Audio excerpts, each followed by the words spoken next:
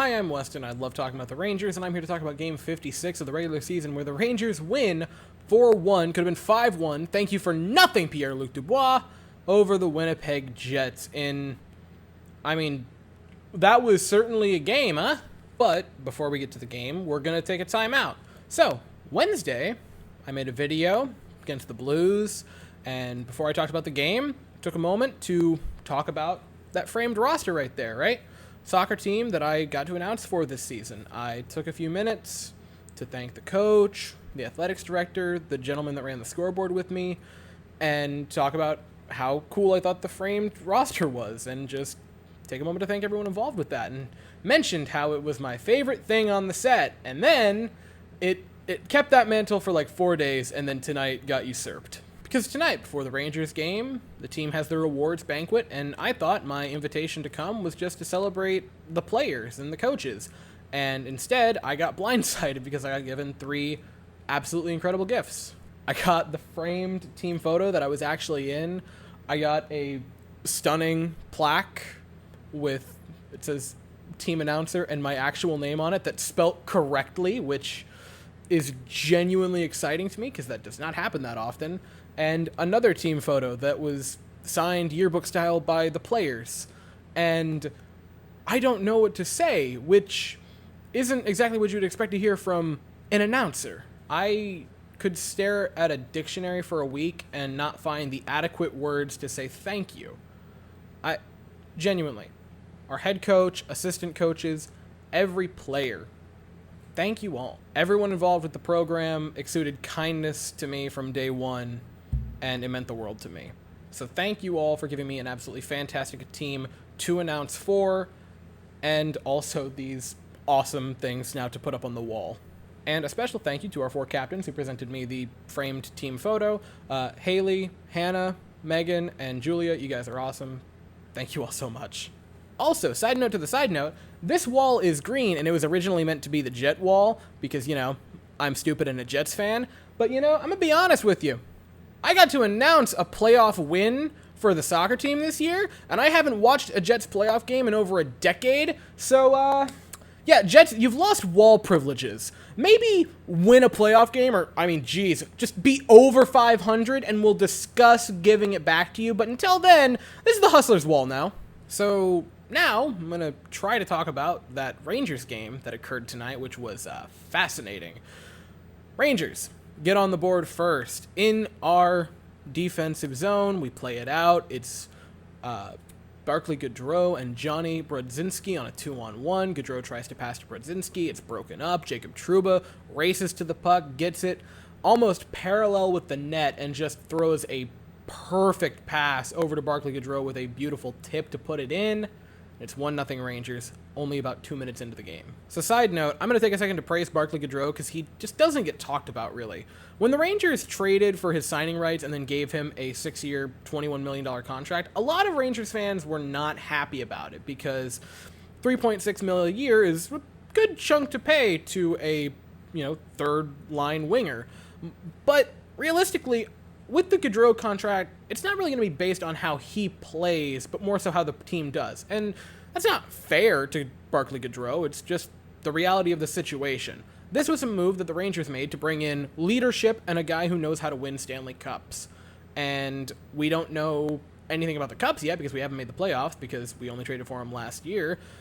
But the leadership has certainly been there. He's been physical while being here. He's sniffed around and has actually gotten quite a few points. That was his 25th point on the season, which is now only 1 away from tying his career high and 2 away from breaking it. He's already set a new career high in goals.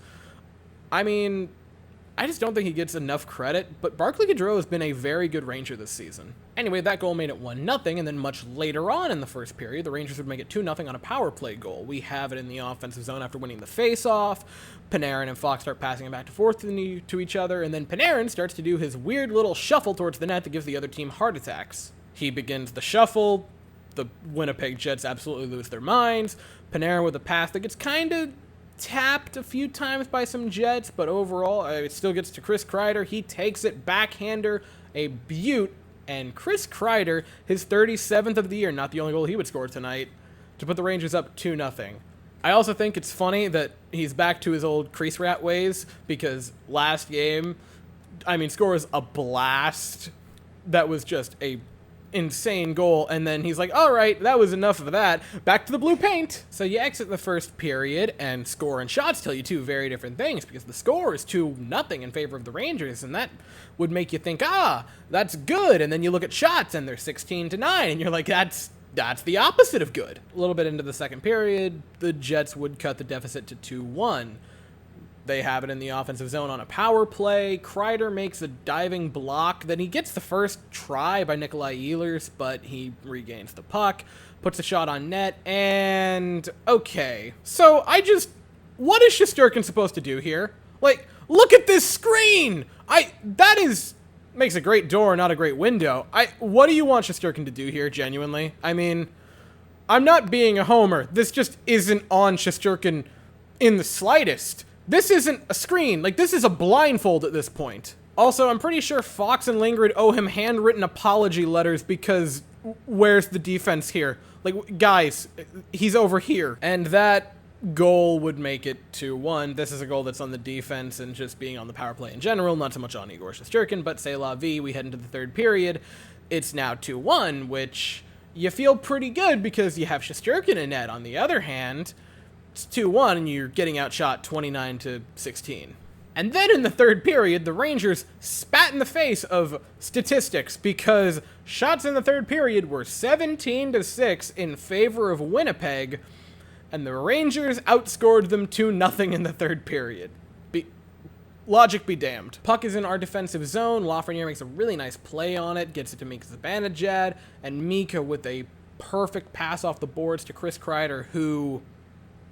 I mean, we all knew Kreider was fast, but jeez, that was... I mean, he torched the Winnipeg defense on this play, and a stunning backhander to score to make it 3-1. Kreider, second of the night, his 38th on the season. Kreider is getting 50 goals, and you can't stop him. And the final goal in the evening, which would make it 4-1 Rangers. Brendan Schneider takes it into the offensive zone. He puts a shot on Connor Hellebuck. It's stopped. They try to clear it. Panarin with a really nice defensive takeaway. Panarin can still make nice defensive plays. Don't be fooled. He can still do that. Feeds it to Jacob Trouba at the blue line, and he takes a blast at the goal. Score to make it 4-1. Jacob Trouba back in Winnipeg. 2-point night. Not too shabby. And I would be remiss if I didn't complain about the fact that Igor Shesterkin, with about 5 seconds left, took a shot on goal that was stopped by Pierre-Luc Dubois because he's mean and doesn't want Shesterkin to be happy. And the game ends. So, let's just take a second to look at team statistics and money puck statistics, shall we? So, shots on goal. 46-22 in favor of Winnipeg. In the third period alone, Winnipeg had 17 shots. So if you took the entirety of the all 60 minutes for the Rangers versus just the last 20 of Winnipeg, it's still a pretty close game in shots. But, you know, you throw in the other 40 minutes for Winnipeg and they run away with it. Face-off were 61-39 in favor of Winnipeg. Power plays, Winnipeg had 6, we had 2. And hits, they had 26, we had 18. Couple that with the fact that Money Puck's Deserve a Win-O-Meter had them at 69%. And you'd really think they would win this game. However, all right, class, who can tell me the game changer in every single game the Rangers have played this year? And if you said Igor Shesterkin, you're unoriginal. You're also correct. Welcome to the portion of the video where I try to find a different way to say Shesterkin is absolutely insane. I'm out of things to say. 45-46. 2.8 goals stopped above expected tonight. He's just insane. Shesterkin now has a save percentage that currently is at .942, which would be the best save percentage in the past 50 years by a goaltender, and the second best in the history of the National Hockey League. He's got a goal against, I believe, that is at 194. 193, excuse me. Let me correct myself there. The only loss he's had in the past, 2 weeks was a 1-0 loss against Pittsburgh, where he stopped 25-26. He's playing a different sport right now. And timeout, take a step back to that save percentage thing. He's got the highest save percentage in a single season of any goaltender in the past 50 years. Think about the goaltenders that have played this sport between 50 years ago and now.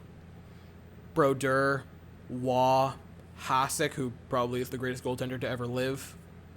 Henrik Lundqvist, right? Obviously for the Rangers, Roberto Luongo, I don't believe it all that much, but Carey Price. Just a list of Hall of Fame goaltenders, and none of them have done what Shesterkin is doing right now. And it's not like this is the salty, grizzled veteran that is Igor Shesterkin in year 6 or 7. This is year 3, and his first year was a 12-game little mini stint before the season got canned to COVID, and the second one was like 35 games last year. That was, again, cut short due to partially COVID, and the other part being he got injured. This is his first full season, and his first full season as the starting goaltender, and he's going to win the Vezina, and at this point, you really think he might have a shot at the Hart. So that's all I have for tonight's game. We play again Tuesday at 8 p.m. We're going to be in Minnesota. Hopefully you can win this game. I really don't want to talk about what happened the last time you played Minnesota, and I'll be here afterwards. So that's all I have for the evening. Thank you all so very much for watching. I hope you all have an absolutely fantastic day, and as always, go Rangers.